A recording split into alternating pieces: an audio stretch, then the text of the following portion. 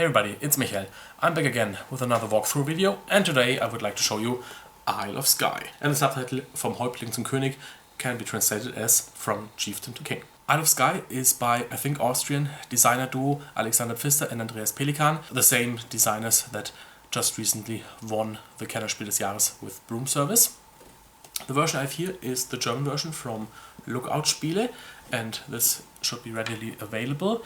Mayfair is putting out an English version, and if I'm not entirely mistaken, that should debut at Gen Con this week and will go into full release in September. The game itself is language independent, but you need the proper set of rules, of course. Isle of Skye is for 2 to 5 players, ages 8 and up, and plays in about 60 minutes. But what's it about? Before I tell you this in my own words, let's take a look at the features as they're listed on the back of the box. It's a fast tile laying and bidding game. It has few rules, but much fun, and it has woolly sheep. So that's it, right? You don't need to know anything else. But let me try to give you a summary of my own anyway. Thematically, the game is set in Scotland, on the Isle of Skye more specifically. The players are all chieftains of their own clan, and they're trying to, well, become king by asserting their influence, and this is represented by, you might guess it, victory points. Mechanically, it's a tile laying and bidding game. In the tile laying, everybody is building their own clan territories, so it's not a common space like in Cacao or Carcassonne, for example. And the tile laying comes with 2 twists basically. The first one is the bidding, so you don't get to keep the tiles you pull from your bag, you have to put them up for auction first, and hopefully no one will bid on the tiles that you actually want for yourself, and hopefully other players will have tiles that they don't need, but you might do, and hopefully they are cheap to buy. The other twist is that the tiles have different values in each game, because for each game the scoring conditions will be different. There are certain scoring tiles and only a subset of them will be used each game, and depending on what tiles are used, each game will be very different. And this is, for example, similar to the Palaces of Carrara. And then we can already start with a full 3-player game. Enjoy!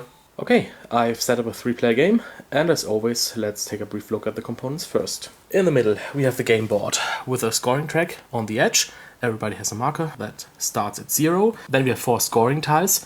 These are randomly picked from a selection of 16 tiles, and also the order is important, and we'll see in a second why that is the case. Then we have a round track, so in a 2 to 4 player game, for which the side of the game board is, we'll play 6 rounds. The flip side is for 5 players, and there you'll only play 5 rounds. And in each round, certain of the scoring tiles will be active. So for example, at the end of the first round, we'll score tile A. At the end of the second round, we will score B. At the end of the third round, we will score A and C. And so basically over the course of the game, each scoring tile will be scored 3 times. And of course, you have to adjust your tactic and strategy to that. Then we have a supply of coins in 4 denominations. We have a bag of tiles, and each player has a screen, 1 starting tile to start their clan territory, 1 discard marker, and finally the blue player will be the starting player. And then we can already start the game. As I said, the game will last 6 rounds, and each round is divided into 6 phases, which we can actually see on the inside of the screen, and first is income. Every player will receive 5 coins, because there's 5 coins printed on their starting tile, so blue takes 5 coins. Puts them behind his screen. Later on there will be other opportunities to get income, but I'll go into the details later on when it's applicable. And of course red and yellow also get 5 coins each. Then in the second phase, everybody will get 3 tiles from the bag, put them in front of his screen, and then behind the screen assign money to them. And we'll just see how that'll work. So we go to the bag, and everybody gets 3 tiles. So 3 for red, 3 for yellow, 3 for blue, and now everybody will place the 3 tiles in front of the screen, as I just mentioned.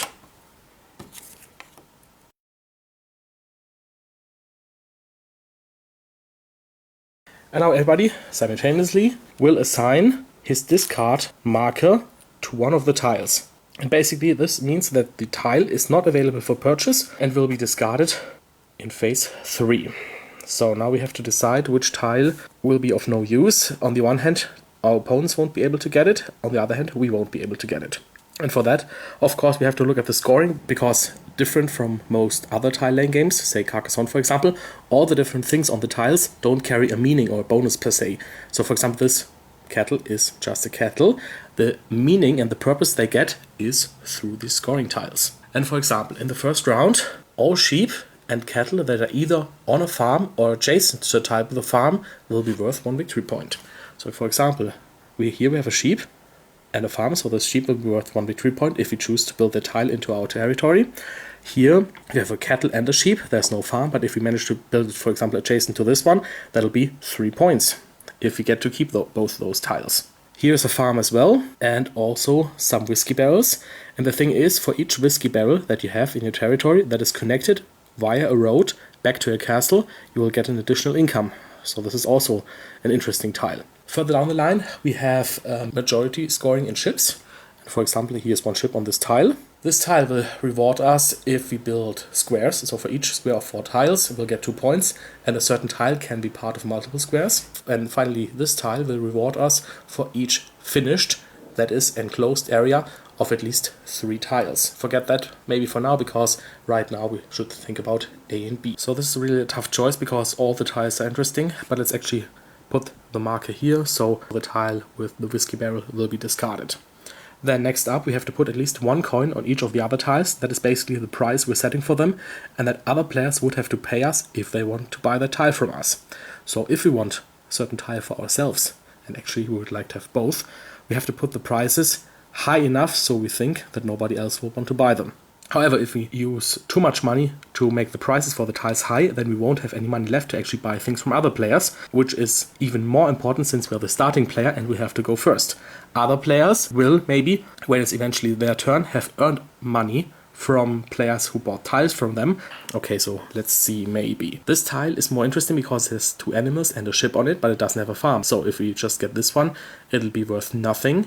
So this might be more interesting. So let's say that this tile gets 2 coins assigned, and then we'll assign 1 coin to this tile, and we'll still have 2 coins left to purchase something from somebody else. And while we did this, of course, the other players also made their choice.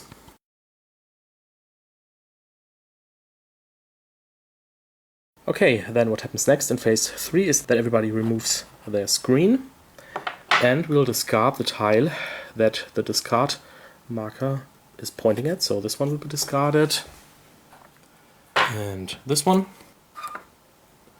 and this one, and they just go back into the bag.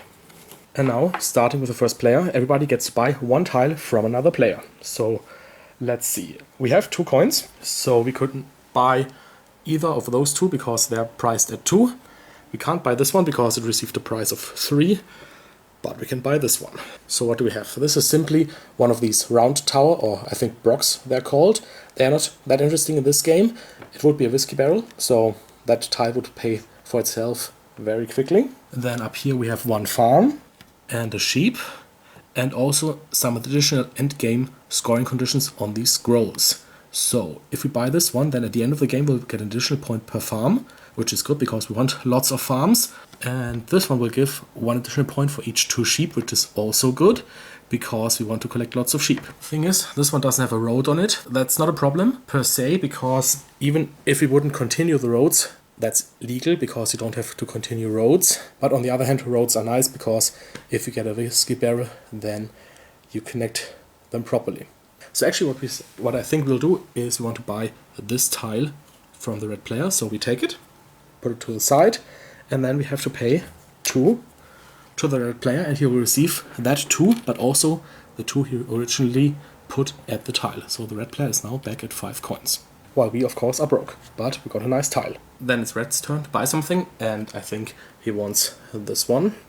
So this one is put over here. He has to pay 3, and those 3 as well as the 3 he fronted go to the yellow player. And then the yellow player decides to buy this tile of the blue player for 2.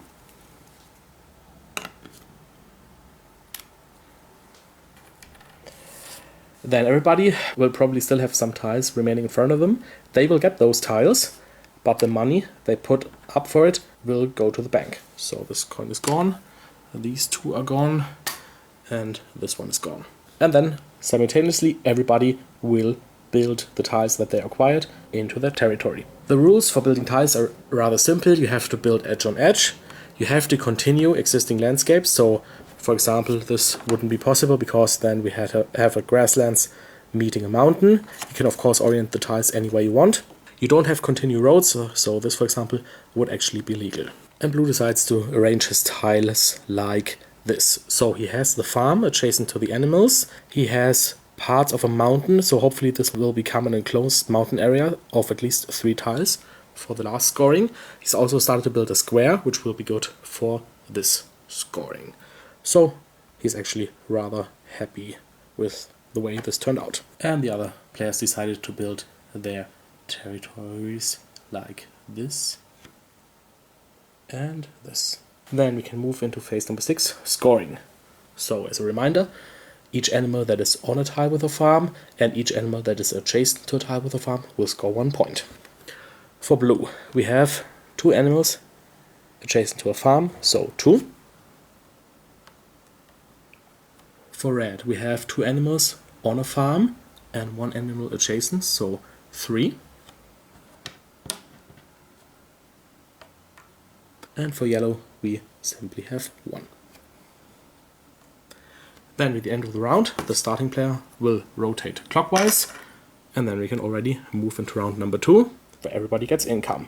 Blue gets 5, red gets 5, and yellow actually gets 6 because of that whiskey barrel that is connected back to the castle with a road. Then everybody gets 3 tiles again.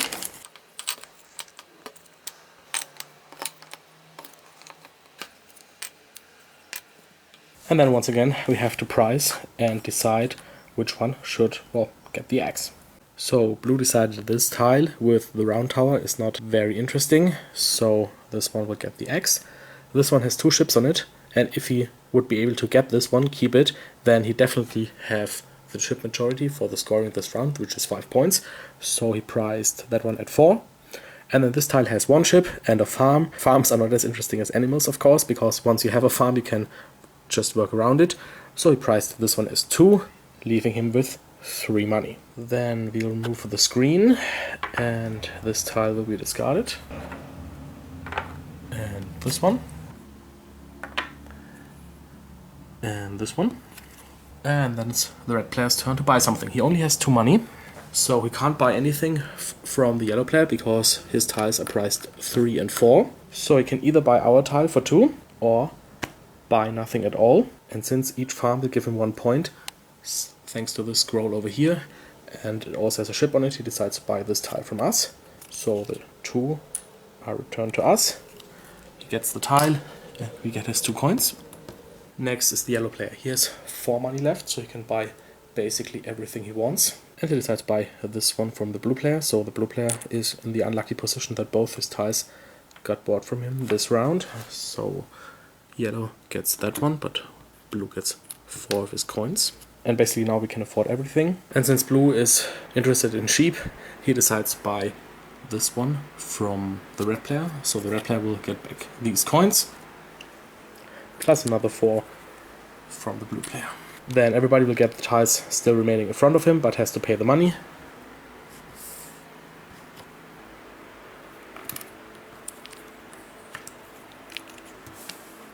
And then we can build. So blue decides to put this tile up here, so they're still adjacent to the farm. He is working on closing off this grassland area, at least he's trying to. Also, this can be a lake of at least 3 tiles now. Red's territory looks like this, and yellow's looks like this. He deliberately did not connect that whiskey barrel back to the castle, but decided instead to have those 3 animals next to the farm, so we'll score.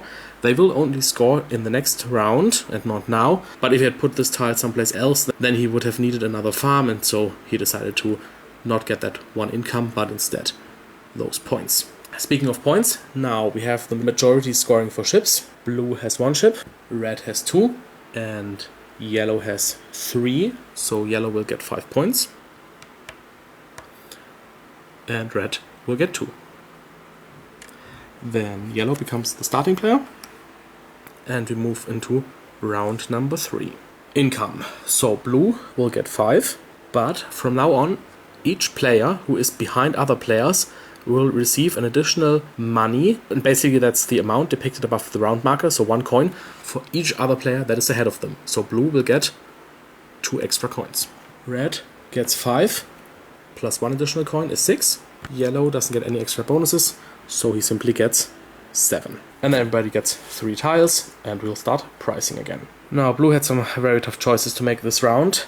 He decided to discard this one, although it gives 1 point for 2 ships, and this is something that might be interesting.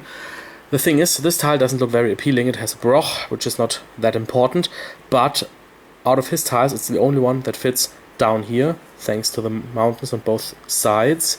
And since we're scoring points for areas of 2x2 tiles, he wants to put something down here. So screens are removed. This one is discarded.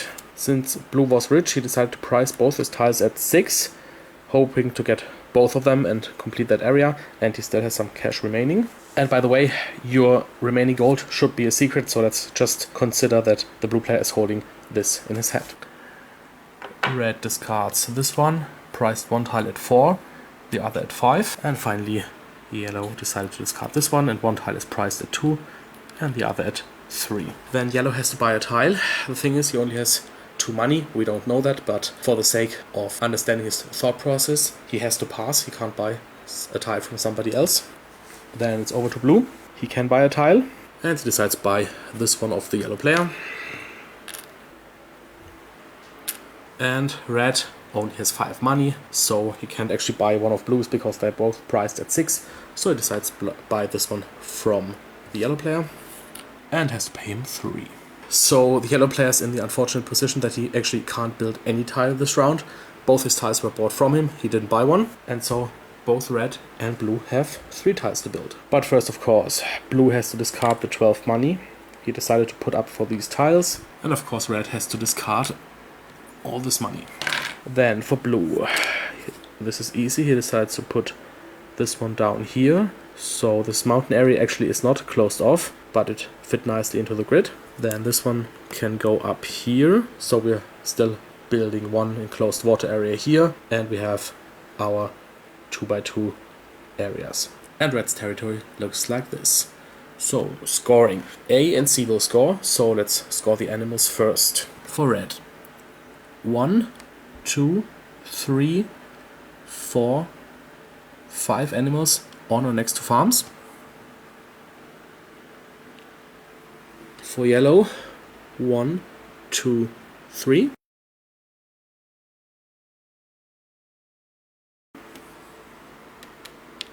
And for blue, 1, 2, 3, 4, 5. Then C is 2x2 areas. So for red, that's 1 here and 1 here. So 4 points. For yellow, that's unfortunately nothing. And for blue, it's also 2 and 2, so 4 points. And then we move into round number 4, and blue will be the starting player again.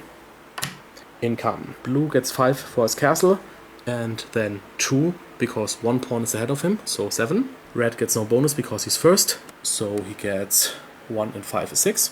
Yellow gets 7, plus another 4 for being behind 2 other players, for a total of 11. And then we get tiles and price them. Then we reveal and discard.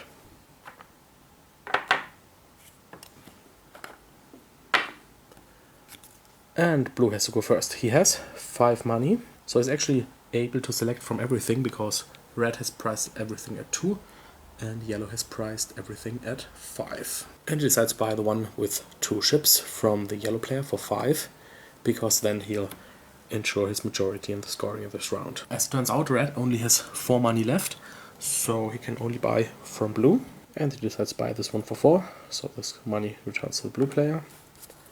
Red gets that tile, he also has to pay for. And finally, yellow can buy 1 tile. And he decides to buy this one from the red player. Then red has to pay these 2, but he gets to keep that tile. Blue has to pay 2 to keep this one. And yellow has to pay 5 to keep this one. And then once again, everybody builds their tiles. Since this turn D will be scored, and that is 3 points for each finished area of at least 3 tiles, blue decides to focus on that. So the water tile goes over here. So he has one huge water area that is now enclosed. And then he'll use one of the 2 mountain areas down here to actually finish off this mountain. And he decides to put the road this way, so there's a chance of connecting it to the castle later on. Yellow puts this tile over here. So this lake area is enclosed, and also the cow is still next to the farm. And then he decides to use this tile to finish off this mountain area down here. Red has 2 unfinished water areas, and he has exactly 2 end tiles. The question is now where to put which one. So he decides to put this one over here. So maybe he can work on this mountain area up here later on, and this one goes over here. And then we can move into scoring. So this round B and D will score. Let's do B first. That's the ships. Blue has 7 ships, yellow has 5, and red has 2. So blue will get the 5 points, and yellow will get 2. Then D, as a reminder, each finished area of at least 3 tiles will give 3 points. As you know, blue has 1 area up here, the lake, and this one's also finished, so 2 areas, that's 6 points for blue. We have this lake over here and the other over here, so also 6 points. And yellow also has 2 finished areas, the mountains and the lake, so also 6 points. Then we move into the 5th round, where red will be the starting player.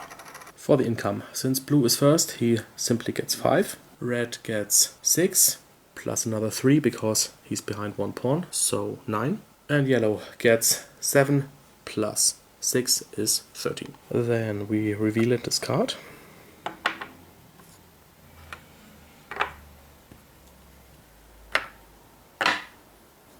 And red goes first in buying a tile. He has 6 money left, so he can't buy any of yellow's tiles because those are priced at 7 each.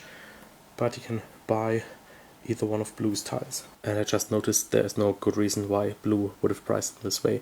This makes more sense because this tile is actually way more valuable to him. But nevertheless, red is going to buy this one, so blue gets his 6 coins back. But red pays him everything he has. Yellow decides to buy this tile from red for 5. And blue decides to buy this tile from red for 2. Then blue has to give up these 4 to keep this one. Yellow has to give up the 14 coins he put here. But then he gets a total of 3 tiles, and red only has 1. Blue decides to put this tile up here, because that's yet another closed area of at least 3 tiles. Now he could place this one down here, that would be 2 more whiskey barrels, and another animal close to a farm, and he decides to leave it at that. And after the new tiles are added, red's territory looks like this, and yellow's looks like this. Then scoring. Let's do A first. That's the animals. Blue has 1, 2, 3, 4, 5, 6, 7, 8 animals, all are next to farms. Yellow has 1, 2, 3, 4, 5, 6, 7, 8 as well.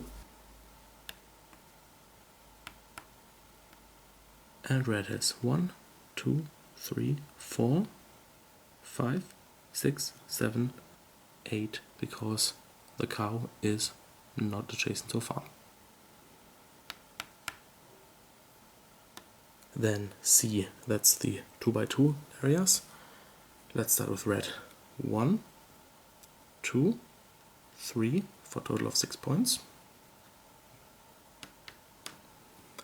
Yellow has 1, 2, 3 areas as well.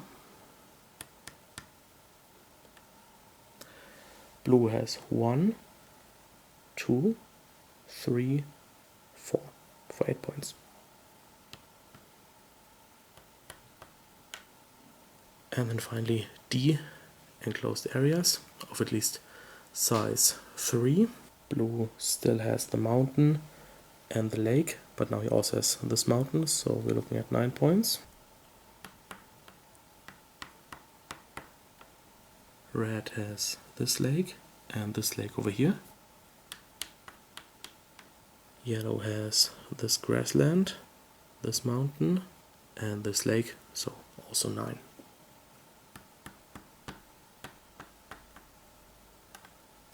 And then we can move into the last round, and yellow will be the starting player. For the income, blue receives 7, red gets 6, plus 4 because one player is ahead of him, so 10, and yellow once more gets 11, 7, plus 4 as well. And then we can draw tiles and assign prizes one last time. And then we reveal one last time.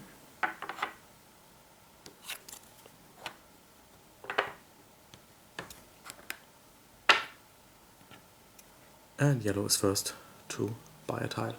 And he decides to get this one from blue for 9. Blue decides to buy this tile from red for 9. And then red buys this tile from yellow for 8. Red also has to give up these to get that one. And blue has to give up this 5. And yellow has to give up these 8. Now, blue is probably not able to complete another closed area with 3 tiles, but he can make sure that he fills these 2 spots, which will help him in that scoring. So, if we do something like this, maybe. Yep, that should work. Red decides to close off another area, so he puts this one over here, and that one over here. And yellow can also close off another area by putting this tile here and this tile here. Okay, and then we can go into one last regular scoring. B, C, and D. Let's go alphabetically. The ships. Blue has 1, 2, 3, 4, 5, 6, 7, 8 ships, and yellow has 6, so blue will get 5 points, and yellow will get 2. Then C, 2 by 2 areas. For blue, that's 1, 2, 3, 4, 5, 6 for 12 points.